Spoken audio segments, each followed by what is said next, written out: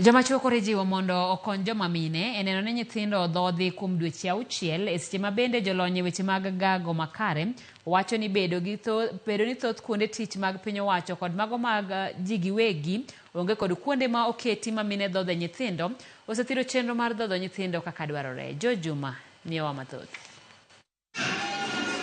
Tarik 1 nyaka tarik 7 ma dwe mar 8 mar higa ka higa gin ndalogo bende koro piny mangima ji wechego mag dhoth mag nyithindo. Jolony e wechego mag thieth kod chiwo makare wacho ni nyathi ka onyuol to e kinde mar saa 1 ka onyuole onego miye chak mar thuno ma bende onego bende koro dhi nyime kuom dweche 6 kok miye chiemo moro amora. Miyo konyuolo nyathi sama go nyathi piny owinjo bende odhodho nyathino kuom dweche 6 mokwongo kok omiye gimoro amora. Owacho ni bang' sama 1 mokwongo owinjo beni kapok saa 1 orumo owinjo beni oseketo nyathine thundo mondo nyathino chak dhodho. Maziwa ya mama inatosha, maana iko na kinga ndani yake, inazuia magonjwa. Lakini ile tunaelimisha kwa saizi ni kwamba hata wakati mama ameingia kazini, amerudi kazini baada ya miezi 3 ile ya likizo, ni vizuri anatoa maziwa na anaiweka katika fridge na anawachia yule ambaye mlezi ambaye atakuwa analea mtoto.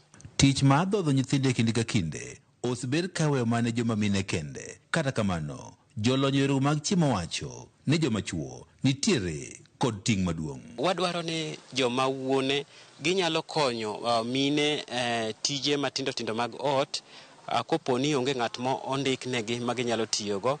Wuone kik wakel koko e ot. Mama kobedo kod koko chuno ni koro kata golo chak maber bro bedo matin. Ka opo ikono ni mimo dhodho nyathi oyudo gago makare. Joseph Odhiambo jalony e wechego mag chiemo wacho ni seche ma miyo dhodho nyathi, wuon nyathi koro nego gwony ng'e min nyathi mondo chak owuog makare. Onyalo biro bedo buta mama madhodho machiegni komulo diere ng'eye machiegni mondo mi chak omedre maber.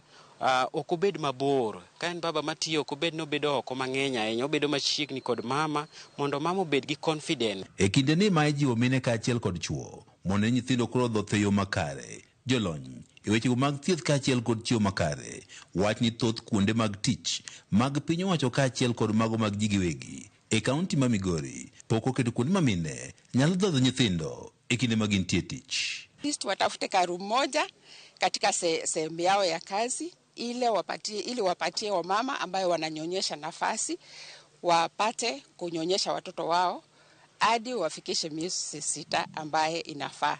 Steve Oyugi, mena pisa mochulu wechego mag gago makare e hospital maduong' ma Migori level 4 wacho ni mok ng'eny ni atamalo 10 mag kuonde tije e kaunti ma Migori ema nitiere kuno koro mine nyalo dhodho nyithindo. E Migori County ka atamalo ma ok kadho 10 mag jomondiko ji tich kende ema nigi kuonde midhodho nyithindo.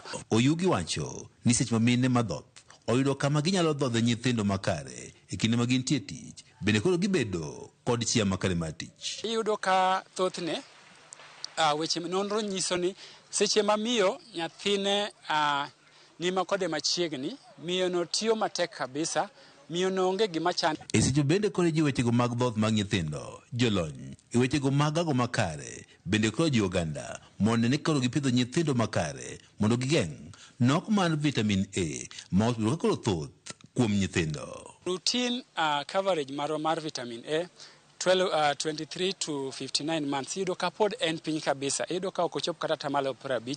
To wang'e maber ni vitamin A en gima ber ahinya e ngima dhano nikech mokwongo okonyo nyathi bedo gi kinga motegno. Nonro mane otim e pacho kae e higa mar 2013 yango ni kuom nyithindo 10 mantie kind higni 2 kod 6 kuomgi nitie kod nok mar vitamin A e piny Kenya.